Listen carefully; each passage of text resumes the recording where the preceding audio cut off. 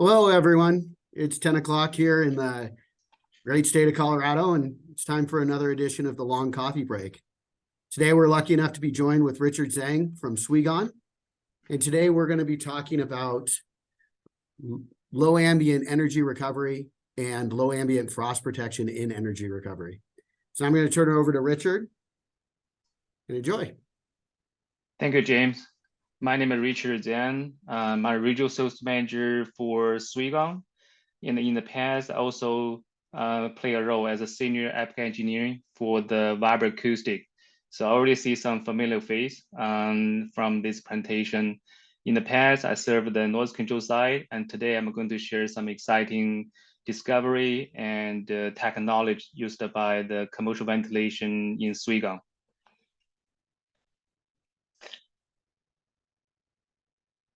So in the Swegon, we basically try to differentiate the frost prevention away from the defrost control. The goal is we're trying to stay away from the frost at a very low ambient temperature as low as we can, because anytime you kick in the defrost control, no matter how efficient that can be, you're potentially with a little bit of energy than you need to be. So in Swegon point of view, we basically take a 3-factor instead of 1 into the consideration for the ERV frost prevention. And the first one is outdoor dry bulb temperature, which has been widely discussed in the industry and the manufacturers. We are not going to spend too much time on it. However, we are going to spend time to talk about the AHI 1060 certified latent efficiency and indoor radiant humidity, and how they're going to impact the ERV frost prevention. So let's take a quick look on this psychometric chart, which shows the enthalpy heat changer. So you can see instead of the flat curve, like sensible heat changer, because enthalpy with the heat changer will not only transfer the humidity, but also the cooling down the return air sensibly. We want to take a look at the latent efficiency first. So we are going to discuss 2 extreme scenarios. The first one is the latent efficiency equal to 0. So you can see that is actually a sensible heat changer. The curve is flat. When the temperature hit the 32 Fahrenheit, you basically hit the saturated point, and then frost begin to form on the heat changer. And then the heat changer will stop working, and then you have no choice but to kick in the defrost control strategy. On the other hand, you have to use your imagination. You have a latent efficiency equal to 100%. So basically, you pass 100% humidity from the exhaust air to the outside air. There's no water molecule in the exhaust air. So as a result, that curve will never ever touch a saturated point. However, any heat changer with a latent efficiency somewhere in the between, they will have a different slope in between those 2 curves. In general speaking, the higher AHI 1060 certified latent efficiency, then the bigger the slope. Then you have a higher chance stay in the low ambient temperature, but without the frost formation. The other factor is the relative humidity of the indoor air. We believe that played a key role as well. So currently we show the relative humidity equal to 20% on this chart.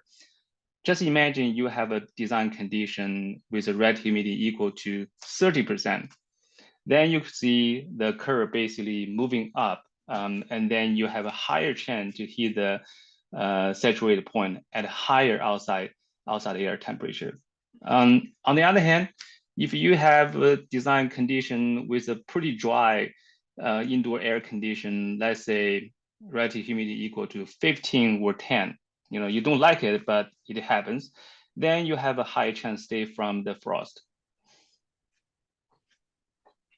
So we basically put a summary together to summarize all those 3 factors. The chart on the left showing the outside dry bulb temperature from -20 all the way to 0. And then on the right side, we show the relative humidity of indoor air from 10, 20, 30, and 35. Please bear in mind this one with a heat exchanger with a 60% latent efficiency and 80% sensible efficiency. So based on my experience with Colorado and Denver, I know in most cases you design the relative humidity indoor to be relatively 20%. You can see, unfortunately, because this low latent efficiency, 60%, you're going to get into the frost condition right away. However, if you have a condition which is rare, but it happens sometime, you basically have a 10% only relative humidity. So even at -10, you are not going to have any frost. On the other hand, if we go to the next slide, with Swegon Gold high latent efficiency rotor, you can see we significantly improve the situation. At 20% again, the most popular design condition, you will see even at -10 outside air temperature, you are not getting into the frost condition at all. So that's a very effective way using the high latent efficiency to prevent the frost. Only in the -10, you're going to get a defrost control strategy.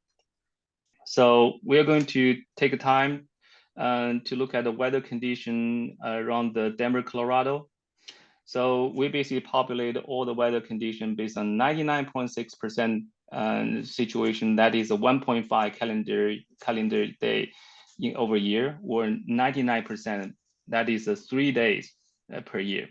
So if we look at those weather conditions closely recommended by the ASHRAE, we can basically reach a conclusion that with a high latent efficiency Swegon rotor, if you design the weather condition equal to 20%, you basically do not need any form of a preheater at all in Denver, Colorado. So that's a conclusion we want to draw in the first step. The second step, in some rare condition, you absolutely want to design the temperature to be -20. And then we are going to kick in the defrost control strategy anyway. But I want to share some unique defrost control strategy adopted by Swegon. On the street, there's many different type of defrost control strategy. You shunt the unit, you time the exhaust, you basically measure the exhaust air temperature, or you go into the bypass. However, all this kind of defrost control strategy, they only monitor the outside air temperature alone, and they try to ignore the relative humidity of indoor air, which potentially kick in the defrost control strategy prematurely and then waste energy. However, Swegon use a different strategy. Can you go to the next slide? We basically monitor the pressure drop through the exhaust air pass with monitor pressure sensor BP5. So basically, we have a set point to be 0.1 all the way to 0.4. So the bottom line is, we are not going to get into the defrost control strategy prematurely, only if there is a real ice or frost forming on the rotor. So that's a more precise control strategy than any others. So by doing so, when we see the frost begin to form on the rotor, then we begin to slow down the rotor in the 4 minutes span. We basically ramp down the rotor speed from 20 RPM all the way to 0.5 RPM. So if you go to the next slide, we basically summarize the change of the efficiency. Again, if we take a look at a typical design condition, 20% RH in the indoor, and then unfortunately you design this room, this weather to be -20, we are going to kick in the Swegon defrost control strategy. Instead of get a 0, you still get 45% energy recovery. If you do a quick math, you will see from -20 with this control strategy, we are still able to heat the supply air from -20 all the way to roughly 20 Fahrenheit. That is a 40 delta T. So you can probably use a preheater to get a similar delta T, but you do not waste any additional energy. You do not need to. On the other hand, in the most cases, you stay in the without the defrost control, you still get the full energy cover 83%. So we believe this can be a really great strategy to do the defrost control and without the preheater. On the other hand, as a last step, we want to talk how to do the defrost control effectively. Swegon using the DC step motor with a belt drive, we are able to slow down the rotor from 20 RPM all the way to 0.5 RPM. We believe you have to slow down the rotor slow enough below 1 RPM to do the effective defrost control. If we can show that chart. So the first one is a manufacturer chart. On the left side. On the other side, if you don't believe the manufacturer chart, you can take a look at the chart, including in the ASHRAE fundamental. They tell you the same story.